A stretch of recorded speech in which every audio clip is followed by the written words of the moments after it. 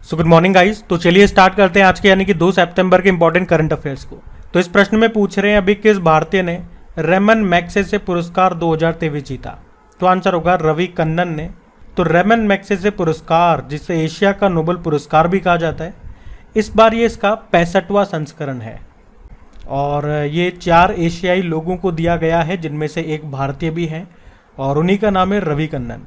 बाकी मैं चारों के नाम आपको बता दूं, उनके देशों के नाम भी आपको बता देता हूं। पहले तो ये याद रखना है, जो भारतीय हैं रवि कन्नन, और एक बांग्लादेश के हैं कौरवीर रक्षंद, एक तिमोर लिस्ते नाम का जो देश है वहाँ के हैं कौन, यूजेनिया लेमोस, और एक फिलीपींस के हैं मिरियम फेरर। और इस पुरस्कार में एक प्रमाण पत्र दिया जाता है और $50,000 दिए जाते हैं इनाम के रूप में। रवि कन्नन की बात करें तो ये कैंसर रोग विशेषज्ञ हैं। असम में इनका कैंसर अस्पताल भी है। तो एग्ज़ाम के लिए जितनी काम की चीज़ थी वो मैंने आपको बता दी है। पुरस्कार का नाम बता दिया, 4 लोगों को मिला है, उनमें से सबसे इम्पॉर्टेंट हमारे लिए भारतीय हैं, उनका नाम मैंने आपको बता दिया रवि कन्नन। अब यहाँ पे मोस्ट इम्पॉर्टेंट मैं आपको अवार्ड्स रिवाइज कराने वाला हूँ। 2023 में जो भी मोस्ट इम्पॉर्टेंट अवार्ड्स जो दिए गए हैं वो हम रिविज़न करेंगे। जैसे कि अंतर्राष्ट्रीय मातृभाषा पुरस्कार, ये मिला था डॉक्टर महेंद्र कुमार मिश्रा को। 2023 का मार्कोनी पुरस्कार मिला था हरि बालकृष्णन को। 2023 का प्रिट्जकर पुरस्कार मिला था सर डेविड एलन चिपरफील्ड को। और 32वां व्यास सम्मान ये 2022 के लिए दिया गया था डॉक्टर ज्ञान चतुर्वेदी को, उनके उपन्यास पागलखाना के लिए। वहीं 2022 के लिए सरस्वती सम्मान मिला अभी शिव शंकरी को, उनके उपन्यास सूर्यवंशम के लिए।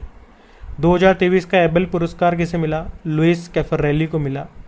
और अंतर्राष्ट्रीय बुकर पुरस्कार 2023 का किसने जीता, जॉर्जी गॉस्पोडिनोव ने, ये बुल्गारिया के लेखक हैं। और अभी लोकमान्य तिलक पुरस्कार किसे मिला था, नरेंद्र मोदी को। तो ये सारे क्वेश्चन मोस्ट इंपॉर्टेंट हैं आपके, एक एक क्वेश्चन छाट के लाया हूँ।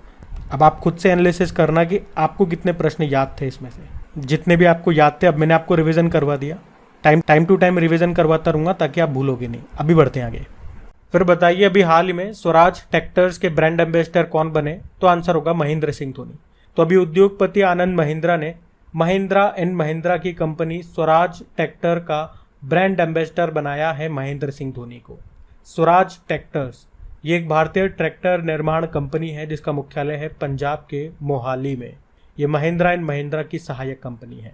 और ट्रैक्टर से एक करंट अफेयर्स का प्रश्न आपको याद आएगा कि अभी भारत का पहला स्वदेशी ई ट्रैक्टर लॉन्च हुआ था जिसका नाम है CSIR प्राइम ET11। याद आया आपको। बाकी महेंद्र सिंह धोनी से याद आएगा अभी गरुड़ एरोस्पेस कंपनी के ये ब्रांड एम्बेसडर बने थे। अभी एक फाइनेंस रिलेटेड एक एप्लीकेशन है नावी, उसके बने थे। वायाकॉम 18 के ये ब्रांड एम्बेसडर बने थे।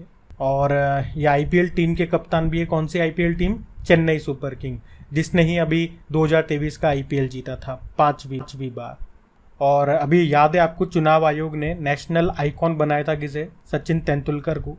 अभी जो BPCL है इसने अपना ब्रांड एम्बेसडर बनाया था राहुल द्रविड़ को। और इन्फोसिस ने अभी ब्रांड एम्बेसडर बनाया था 2 टेनिस के खिलाड़ियों को। कौन कौन, ईगा स्विटेक जो कि पोलैंड के टेनिस प्लेयर हैं और राफेल नडाल जो कि स्पेन के टेनिस प्लेयर हैं।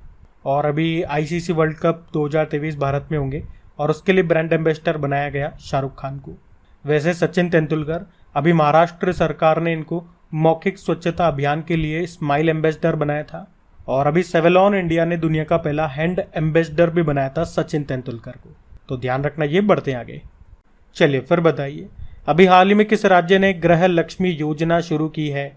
तो आंसर होगा कर्नाटक। तो अभी कर्नाटक सरकार ने मैसूर में इस गृह लक्ष्मी योजना को लॉन्च किया है। क्या होगा इसमें, तो इसमें परिवारों की जो महिला मुखिया होती है उनको 2,000 रुपये की वित्तीय सहायता दी जाएगी। आप कह सकते हो इस योजना का मेन उद्देश्य है महिलाओं को सशक्त करना। और कितने रुपए महीने दिए जाएंगे, 2,000 रुपये महिला मुखिया को दिए जाएंगे, परिवार की महिला मुखिया को। अच्छा, इसी तरह से आपको याद होगा लाडली लक्ष्मी योजना ये किसने शुरू की थी, मध्य प्रदेश ने। जबकि गृह लक्ष्मी योजना को किसने शुरू किया था, तेलंगाना सरकार ने शुरू किया था। अभी लाडली बहना योजना ये भी मध्य प्रदेश की है। और हमने पढ़ा था अभी उत्तर प्रदेश की मुख्यमंत्री कन्या सुमंगला योजना के बारे में, जिसमें अभी राशि को 15,000 रुपये से बढ़ा के 25,000 रुपये कर दिया। लेकिन बात यहाँ पे कर्नाटक की है, तो ये रहा मैप में कर्नाटक। देखो, कर्नाटक की कैपिटल बंगलुरु है, जिसे सिलिकॉन वैली ऑफ इंडिया भी कहते हैं। और यहाँ के मुख्यमंत्री कौन है? सिद्धारमैया। और गवर्नर है थावरचंद गहलोत। ये आपको याद होगा, झीलों से खरपतवार हटाने के लिए जल दोस्त नाम से एक एयरबोट लॉन्च हुआ था बंगलुरु में। और अभी एक रिपोर्ट आई थी, उसके अनुसार सबसे ज़्यादा हाथी किस राज्य में है? तो कर्नाटक में है।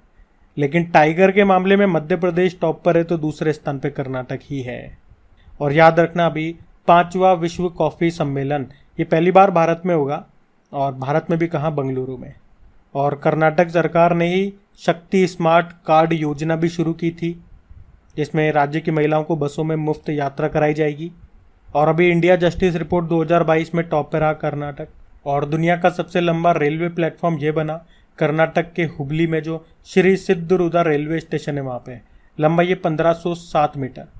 और एशिया का सबसे बड़ा हेलीकॉप्टर कारखाना खोला गया कर्नाटक के तुमकुरू में। किसने खोला? Hindustan aeronautical limited. और भारत का पहला 3D प्रिंटेड पोस्ट ऑफिस ये कहाँ पे खुला? ये बंगलुरु में। और स्टैच्यू ऑफ प्रॉस्पेरिटी, ये केम्पेगौड़ा जी की स्टैचू है, जो बनाई गई बंगलुरु के केम्पेगौड़ा एयरपोर्ट पे। तो ध्यान रखना ये पॉइंट्स। बढ़ते हैं आगे। फिर बताइए, दिसंबर 2023 में कौन सा देश अंतर्राष्ट्रीय कपास सलाहकार समिति की 81वीं पूर्ण बैठक की मेजबानी करेगा? तो आंसर होगा भारत। तो अंतर्राष्ट्रीय कपास सलाहकार समिति की 81वीं पूर्ण बैठक ये कहाँ पे होगी? याद रखना, भारत में होगी। भारत में भी कहाँ? मुंबई में। कब? दिसंबर 2023 में, 2 से लेके 5 दिसंबर तक। और क्या है ये अंतर्राष्ट्रीय कपास सलाहकार समिति? ये कपास उत्पादक और कपास के उपभोक्ता और व्यापारिक देशों की सरकारों का एक संघ है, जो कपास और सूती वस्त्रों के लिए अंतर्राष्ट्रीय वस्तु निकाय के रूप में काम करता है। इसकी स्थापना हुई थी 1939 में, और हेडक्वार्टर है वॉशिंगटन DC में। इसमें टोटल कितने सदस्य देश हैं? तो 29 है, और इसके अध्यक्ष हैं अली ताहिर। वैसे विश्व कपास दिवस कब मनाते हैं? कपास मतलब कॉटन, वर्ल्ड कॉटन डे, ये होता है 7 अक्टूबर को। आपको याद होगा, अभी कॉटन कॉरपोरेशन ऑफ इंडिया के CMD बने थे ललित कुमार गुप्ता। अच्छा, वैसे भारत इस बार क्या क्या कर रहा है 2023 में?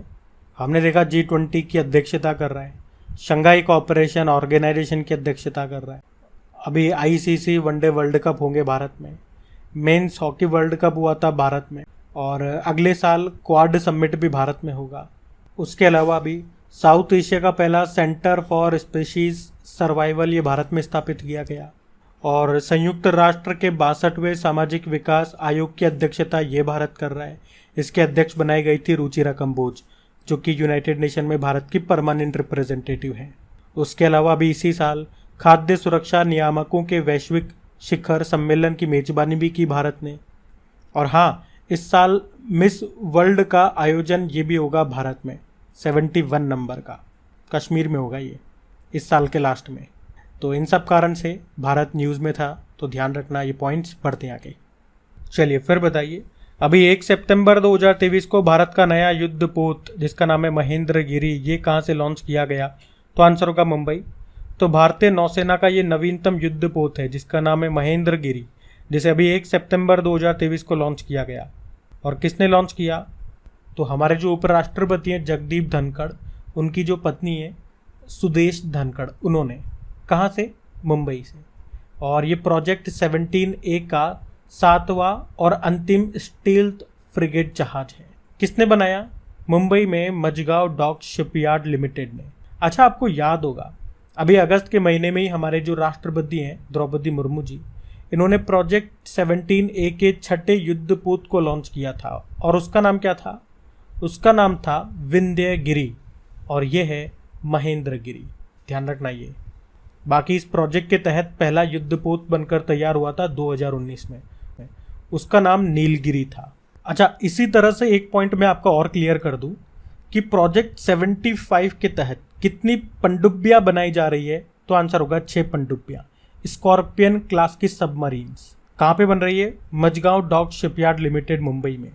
किस देश की सहायता से? फ्रांस की सहायता से। नाम भी मैं आपको बताऊं तो INS कलवरी पहली थी, फिर INS खांडेरी, INS करंज, INS वेला, INS वागीर, और छठी है INS वागशी। ये भी थोड़ा ध्यान में रखना। बढ़ते आगे। चलिए फिर बताइए, अभी हाल ही में नागरिक उड्डयन मंत्रालय के नए सचिव कौन बने? तो आंसर होगा वुमलुनमंग वुअल नाम। नाम थोड़ा अजीब सा है, मणिपुर से है ये, वुमलुनमंग। और अभी नागरिक उड्डयन मंत्रालय में ये नए सचिव बन गए हैं, सेक्रेटरी। और उन्होंने किनका स्थान लिया? राजीव बंसल का। वैसे नागरिक उड्डयन मंत्री, एविएशन मंत्री कौन है हमारे? ज्योतिरादित्य सिंधिया हैं। और अभी रेलवे बोर्ड की नई चेयरमैन और सीईओ बनी है जया वर्मा सिन्हा। ये नाम मोस्ट इंपॉर्टेंट है। नेशनल ग्रीन ट्रिब्यूनल के नए अध्यक्ष बने प्रकाश श्रीवास्तव। और आरपीएफ के डायरेक्टर जनरल बने कौन? मनोज यादव। ये नाम भी ध्यान रखना, बढ़ते हैं आगे। फिर बताओ, अभी हमारे जो केंद्रीय मंत्री हैं पीयूष गोयल, इन्होंने कहां पर भारत के पहले वित्त मंत्री की प्रतिमा का अनावरण किया? तो आंसर होगा तमिलनाडु।